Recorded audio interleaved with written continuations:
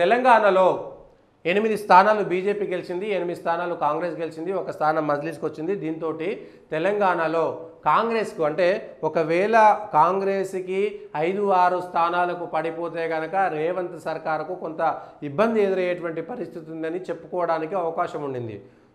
కానీ మహబూబ్ నగర్లో పాలమూరులో డీకేఆర్న గెలవడం అనేటువంటిది రేవంత్కు కొంత ఇబ్బందికరమైనటువంటి విషయమే. సొంతంగా కొడంగల్ స్థానం నుంచి ప్రాతినిధ్యం వహిస్తున్నటువంటి రేవంత్ రెడ్డికి అక్కడ బీజేపీ గెలవడం అనేటువంటిది కొంత మింగుడు పడని విషయము.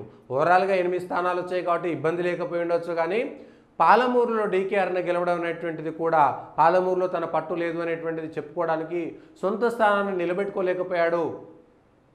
అదే ఉత్తమ్ కుమార్ రెడ్డి లేదంటే అదే కోమటిరెడ్డి వెంకటరెడ్డి వాళ్ళ స్థానాలు గెలిపించుకున్నారు.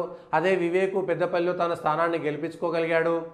అదే ఖమ్మంలో బట్టి విక్రమార్క తన స్థానాన్ని గెలిపించుకోగలిగాడు.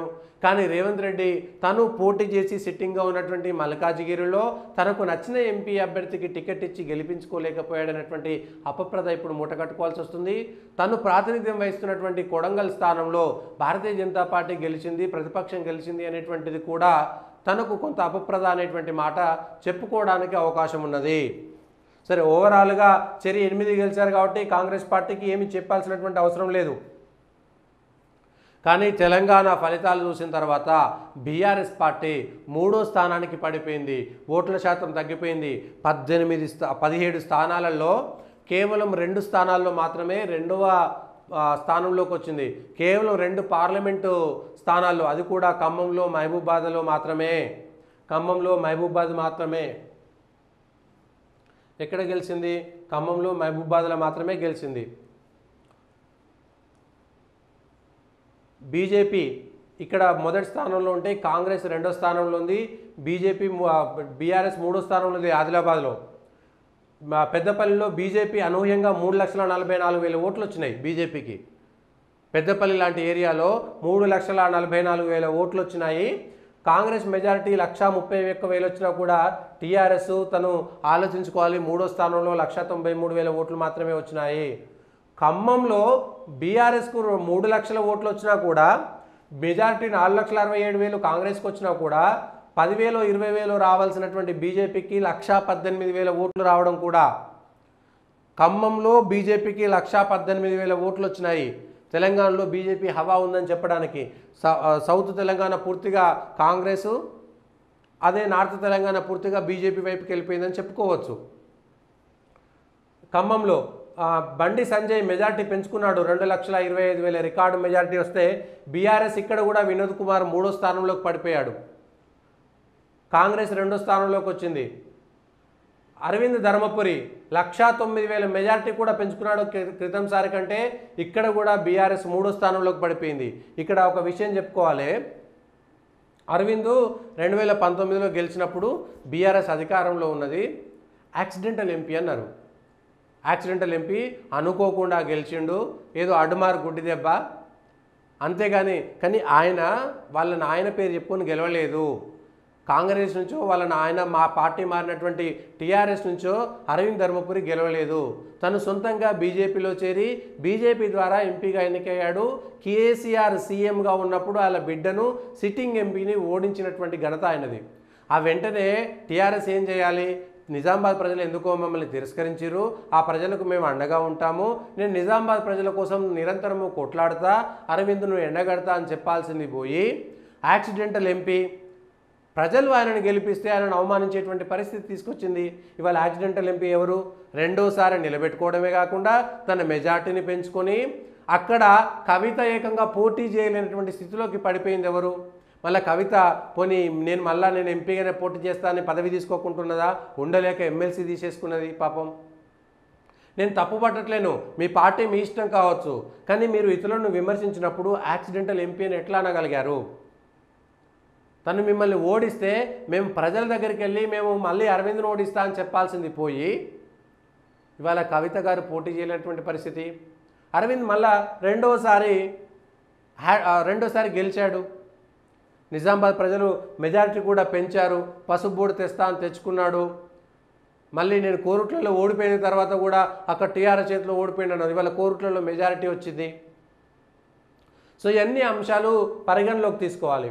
సురేష్ షెట్కర్ గెలిచారు. ఇక్కడ బీజేపీ కాంగ్రెస్ చివరిదాకా పోటాపోటీగా వచ్చింది. ఇక్కడ బీజేపీ జహీరాబాద్ ఖచ్చితంగా గెలుస్తామనుకున్న చోట ఓడిపోయింది ఇది ఒక్క స్థానంలో. సురేష్ షెట్కర్ సహజంగా బలమైనటువంటి అభ్యర్థి కావడం కూడా కాంగ్రెస్ కలిసి వచ్చినటువంటి అంశము. మెదక్ ఇదొకటి చెప్పుకోవాల్సినటువంటి అంశం. మెదక్ ఎందుకంటే కేసీఆర్ ప్రాతినిధ్యం ఉన్నటువంటి, కేసీఆర్ సొంత జిల్లా, కేసీఆర్ ఎమ్మెల్యేగా ఉన్నటువంటి గజ్వేల్లో కూడా ఈ మెదక్ కిందికే వస్తుంది. దుబ్బాక ఉప ఎన్నికతోటి బీఆర్ఎస్ పతనం ఎక్కడైతే ప్రారంభమైందని చెప్పుకోవచ్చో 2019 ఎంపీ ఎన్నికల్లో కొంత మొదలైతే దుబ్బాక ఉప ఎన్నికల ద్వారా రాష్ట్రమంతా మారుమోగిపోయింది. కేసీఆర్ను ఓడగొట్టవచ్చు, కేసీఆర్ సొంత గడ్డ మీద కూడా ఓడగొట్టవచ్చు అనేటువంటి మెసేజ్ ప్రజల్లోకి వెళ్ళడానికి దోహదపడింది. తెలంగాణ రాజకీయాలు దుబ్బాక ఉప ఎన్నికల ముందు, దుబ్బాక ఉప ఎన్నికల తర్వాత అన్నట్టుగా మారిపోయింది. ఒక్క ఉప ఎన్నికల్లో 2000 మెజార్టీతో గెలిచి ఉండవచ్చు, కానీ సీఎం సొంత జిల్లాలో కూడా కేసీఆర్ ఓడిపోతాడు. కేసీఆర్ సొంత జిల్లాలో, కేసీఆర్ పుట్టి పెరిగి చదువుకున్నటువంటి ఊర్లో కూడా బీజేపీ గెలవగలుగుతుంది, బీఆర్ఎస్ ఓడిపోతుంది అని చెప్పడానికి మొట్టమొదట బీజం వేసింది దుబ్బాక ఉప ఎన్నిక. గెలిచింది రఘునందన్ రావు ఆ రోజు. ఆ ఉప ఎన్నిక తర్వాతనే ఇటు ఈటల రాజేందర్ ఎపిసోడ్ రావడం కానీ, ఆ ఉప ఎన్నిక తర్వాతనే ఈ మిగిలినటువంటి జిహెచ్ఎంసీ ఎన్నికల్లో, ఈ ఉప ఎన్నిక తర్వాత వెంటనే జిహెచ్ఎంసీ ఉప ఎన్నికలు, జిహెచ్ఎంసీ ఎన్నికల్లో కూడా టీఆర్ఎస్ పరిస్థితి ఆగమైపోయింది. ఈటల రాజేందర్ వెంటనే రావడము, అట్లా ఓడిపోవడము, అంటే నిజామాబాద్ కార్పొరేషను, కరీంనగర్ కార్పొరేషన్లో, వరంగల్ కార్పొరేషన్లో బీజేపీ అనూహ్యమైనటువంటి ఫలితాలను సాధించడము, ఇవన్నీ కూడా ఒక్కసారిగా టీఆర్ఎస్ వ్యతిరేక పవనాలను తెలంగాణలో కాంగ్రెస్ పార్టీ అధికారంలో ఉండవచ్చు, కానీ 2018లో ఓడిపోయిన తర్వాత 2023 ఎన్నికల వరకు తెలంగాణలో జరిగినటువంటి ఏ ఉప ఎన్నికల్లో కానీ, ఏ ఎన్నికల్లో కానీ, స్థానిక సంస్థల్లో కానీ, కార్పొరేషన్ ఎన్నికల్లో కానీ, ఎమ్మెల్సీ ఎన్నికల్లో కానీ కాంగ్రెస్ పార్టీ ప్రభావము శూన్యంగా ఉంది ఆ రోజు. అయితే ఎన్నికల్లో ఫలితాలు ఎప్పుడు ఒకే రీతిగా ఉండేయని చెప్పడానికి అదొక ఉదాహరణ. బీజేపీ మంచి పర్ఫార్మెన్స్ చేసి కేసీఆర్కు అత్యంత వ్యతిరేక పవనాలను క్రియేట్ చేయడంలో సక్సెస్ సాధించి విజయం సాధించినటువంటి బీజేపీ ఆ తర్వాత 1-2 చిన్న సంఘటనలతోటి వెనక్కిపోయి కాంగ్రెస్ పార్టీ ముందుకు రావాల్సినటువంటి పరిస్థితి వచ్చింది. సో ఇప్పుడు అదే దుబ్బాకలో చరిత్ర సృష్టించి రాష్ట్ర వ్యాప్తంగా ఆకర్షించబడినటువంటి నాయకుడు, ఆ తర్వాత ఇప్పుడు అదే మెదక్లో 25 సంవత్సరాల తర్వాత టైగర్ నరేంద్ర 99లో గెలిస్తే, మళ్ళీ ఇప్పుడు బీజేపీ ఒంటరిగా మెదక్లో కేసీఆర్, హరీష్ రావు అనుకున్నటువంటి దాంట్లో, హరీష్ రావు నియోజకవర్గంలో కేవలము టీఆర్ఎస్కు 5000 మెజార్టీ మాత్రమే వచ్చింది. కేవలం 5000 మెజార్టీ మాత్రమే వచ్చింది. బీజేపీ కేవలం పటాన్చెరు, మెదక్లో మాత్రమే లీడ్ వచ్చింది. సిద్దిపేటలో 62800 బీజేపీకి వస్తే 33000 కాంగ్రెస్కి వస్తే 65501 టీఆర్ఎస్కి వచ్చినాయి. కేవలం 3000 లీడ్ మాత్రమే సిద్దిపేటలో వచ్చింది. ఇది విషయం. మెదక్లో బీజేపీ లీడ్ వచ్చింది, పటాన్చెరులో లీడ్ వచ్చింది. ప్రతి చోట కూడా బీజేపీ 2వ స్థానంలో రావడం అనేటువంటిది ఆ బీజేపీకి ఉపయోగపడ్డటువంటి అంశము ప్రతి చోట. సో ఇది కొంత ఉపయోగపడింది. ఇది ఈ దుబ్బాకకు సంబంధించి లేదంటే మెదక్కి సంబంధించినటువంటిది. సో పరిపూర్ణం చేశారు. ఇవాళ లోక్సభలో ఒక్కటైనా గొంతు బీఆర్ఎస్ది వినబడుతుందని ఆశపడ్డటువంటి మెదక్లో కూడా బీఆర్ఎస్ గొంతు లేకుండా నులివినటువంటి వ్యక్తి రఘునందన్ రావు అని చెప్పుకోవచ్చు. ఈటల రాజేందర్ హుజురాబాద్లో, గజ్వేల్లో ఓడిపోయిన తర్వాత ఆయన పని అయిపోయింది అనుకున్నటువంటి వ్యక్తి 4 లక్షల మెజార్టీతో దాదాపుగా ఈటల రాజేందర్ గెలిచాడు. ఇక్కడ కూడా బీఆర్ఎస్ అన్ని ఎంపీలు ఉన్న చోట కూడా ఓడిపోయింది. సికింద్రాబాద్లో కూడా కిషన్ రెడ్డి ఓడిపోతాడు అనేటువంటిది వచ్చింది. దానం నాగేందర్ చివరి దాకా పోటీచి 50,000 మెజార్టీతోటి కిషన్ రెడ్డి గెలిచాడు. పద్మారావు బీఆర్ఎస్ మళ్ళా తక్కువ ఓట్లే వచ్చినాయి. ఇక్కడ కూడా 3వ స్థానమే ఉంది. అసదుద్దీన్ ఓవైసీ మాధవీలత పాపం గెలుస్తున్నటువంటి ప్రచారం వస్తే ఆమెకు వచ్చిన ఓట్ల కంటే ఎక్కువ మెజార్టీ మజ్లిస్కి వచ్చింది.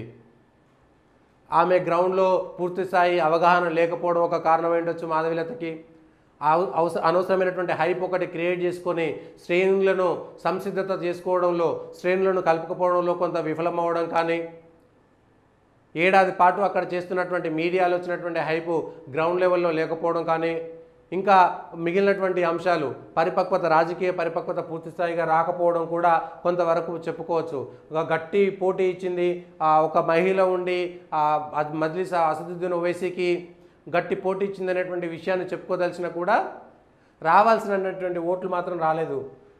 కొండా విశ్వేశ్వర రెడ్డి పోయిన చోటే వెతుక్కున్నాడు, 1,64,000 ఓట్లతో గెలిచాడు. 2014లో టీఆర్ఎస్ నుంచి పోటీ చేసి, 2019లో కాంగ్రెస్ నుంచి పోటీ చేసి, 2023-24లో బీజేపీ నుంచి పోటీ చేసి 2 సార్లు ఎంపీగా గెలిచాడు.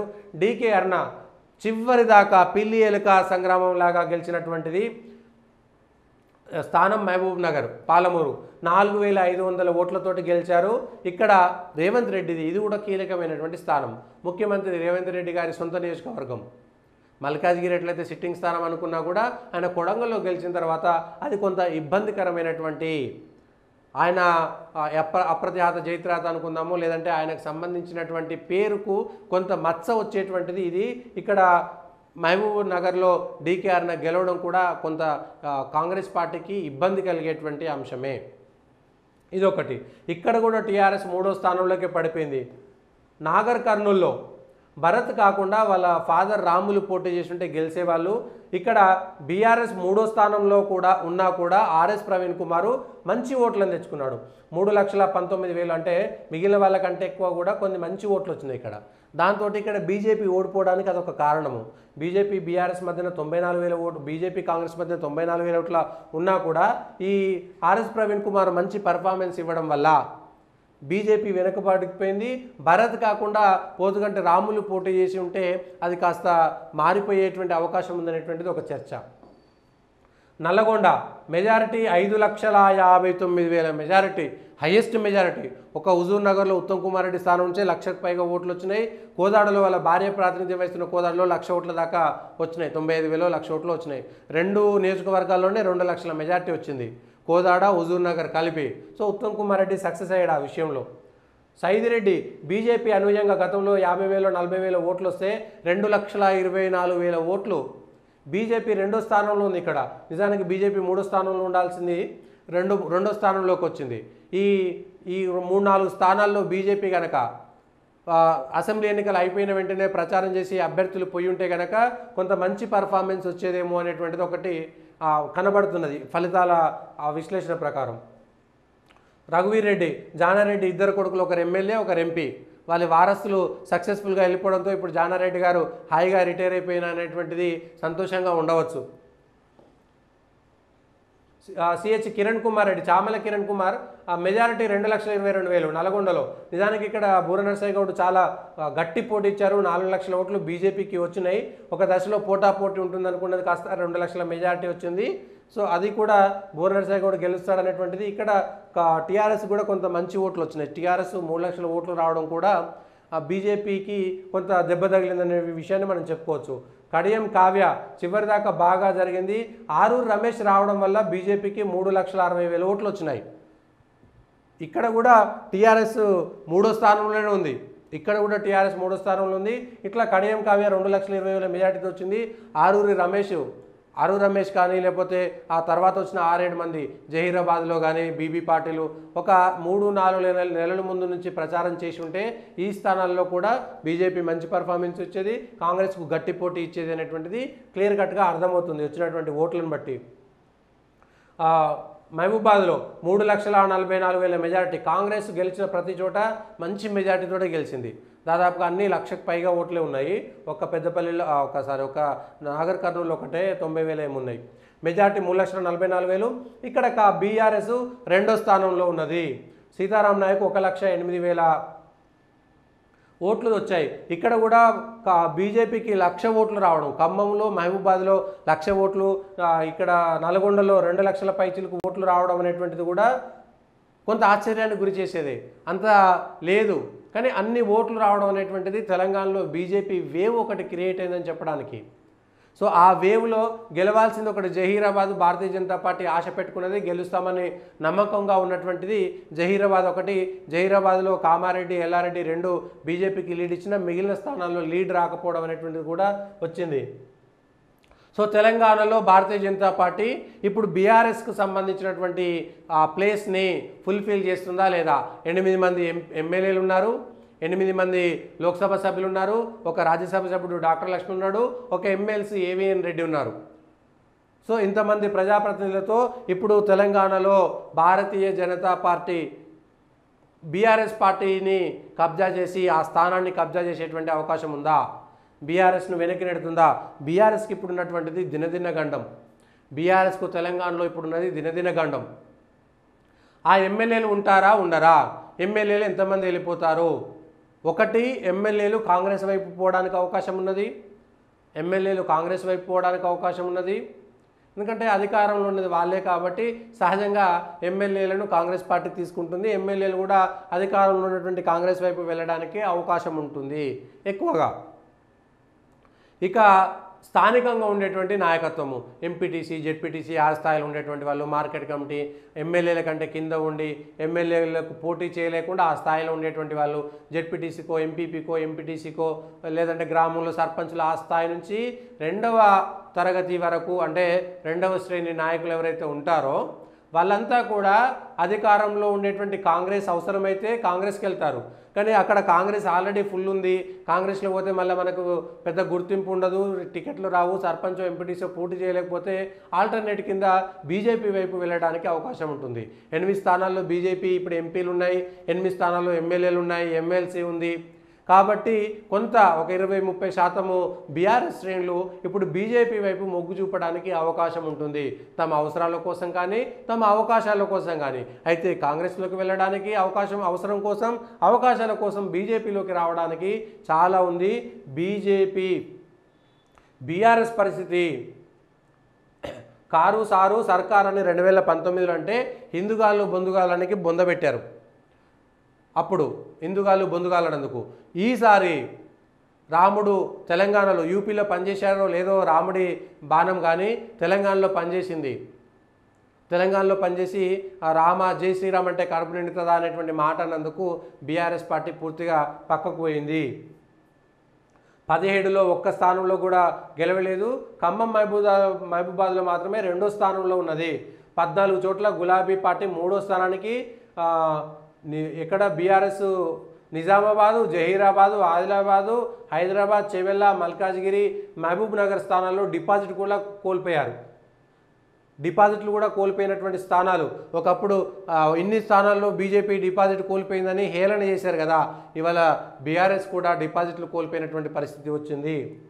రాష్ట్ర వ్యాప్తంగా ఓట్ల పరంగా కూడా బీఆర్ఎస్ చాలా దారుణంగా దెబ్బతిన్నది. 2023 అసెంబ్లీ ఎన్నికల్లో 39 స్థానాల్లో బీఆర్ఎస్ మొత్తము 37.35% తోటి 87 లక్షల ఓట్లు వస్తే ప్రస్తుత లోక్సభ ఎన్నికల్లో 16.68%, సగానికి సగం పడిపోయినటువంటి, సగానికంటే ఎక్కువ పడిపోయింది. 37% నుంచి 16%కి వచ్చింది. 36 లక్షల ఓట్లు వచ్చినాయి. కొద్ది నెలల వ్యవధిలో ఏకంగా 60% ఓట్లు, 51.48 లక్షల ఓట్లు ఆ పార్టీ నుంచి గెలిపోయింది. మెదక్లో కూడా, అంటే మెదక్లో 3వ స్థానం రావడం కూడా జీర్ణించుకోలేనిది. అంటే వాళ్ళ కంచుకోట కాదు అని చెప్పుకోవడానికి. ఉద్యమం సమయం నుంచి గులాబీ పార్టీ తన ప్రభావాన్ని చూపిన మెదక్ పార్లమెంటు పరిధిలో కారు బోల్తా కొట్టింది. ఈ స్థానంపై బీఆర్ఎస్ శ్రేణులు గట్టి నమ్మకంతో ఉన్నప్పటికీ అక్కడ కూడా బీఆర్ఎస్ 3వ స్థానానికే పరిమితమైంది. సిద్దిపేటకు సీనియర్ నేత హరీష్ రావు, కేసీఆర్ ప్రాతినిధ్యం వహించడంతో గులాబీ పార్టీ అభ్యర్థి గెలుస్తారనేటువంటిది గెలిపించుకునేందుకు అన్ని ప్రయత్నించింది. పైసలు కూడా బాగా వంచారు, దొరికింది. 80 లక్షల కేసు ఏమవుతుందో ఇదొకటి కూడా చెప్పుకోవాలి. ఆ 80 లక్షలు ఏమో దొరికినాయి. ఒక్కొక్క పోలింగ్ బూత్కు ఎన్ని ఇవ్వాలి డబ్బులు అనేటువంటిది దొరికింది. దాని మీద బీఆర్ఎస్ అభ్యర్థి వెంకటరామిరెడ్డి పంచాడు ఇచ్చాడు అనేటువంటిది ఆయనను ఏఫైగా కూడా కేసు నమోదు చేశారు. ఇప్పుడు ఆయనను ఆ ఖాతాలో వేస్తారా వేయరా డబ్బులు?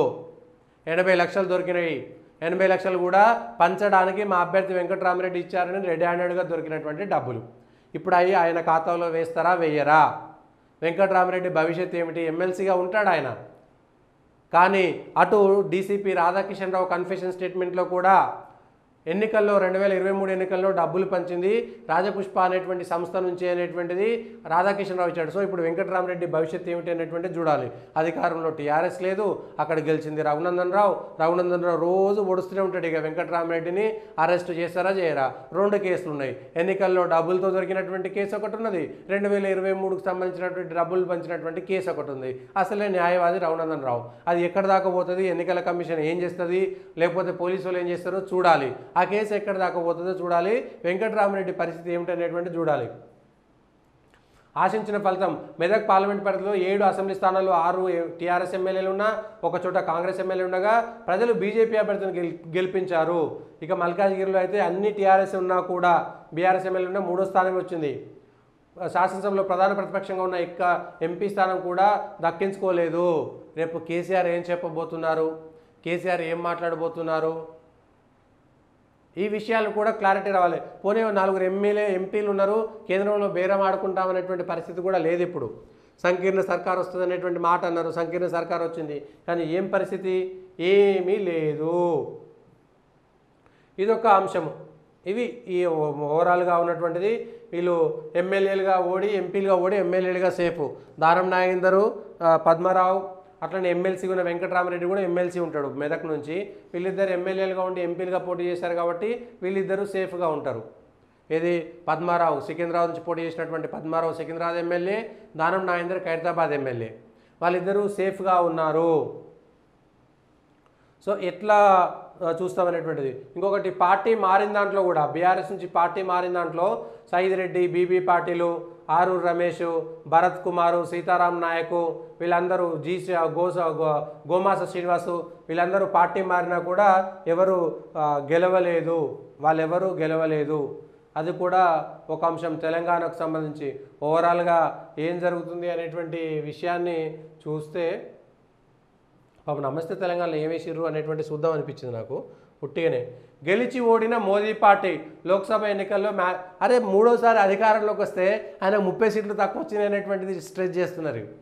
సహజమే అనుకోండి చర్చలు. పాపం ఆయన స్ట్రాంగ్ కాబట్టి 300 సీట్లు వస్తాయి, 370 వస్తాయి అనేటువంటిది ఒక చర్చ వచ్చింది కాబట్టి 300 చేరని ఎన్డీఏ, మ్యాజిక్ ఫిగర్ దాటిన బీజేపీ, 100 లోపే కాంగ్రెస్, మిత్రులతో కలిపి 233. ఇది నమస్తే తెలంగాణకు సంబంధించి.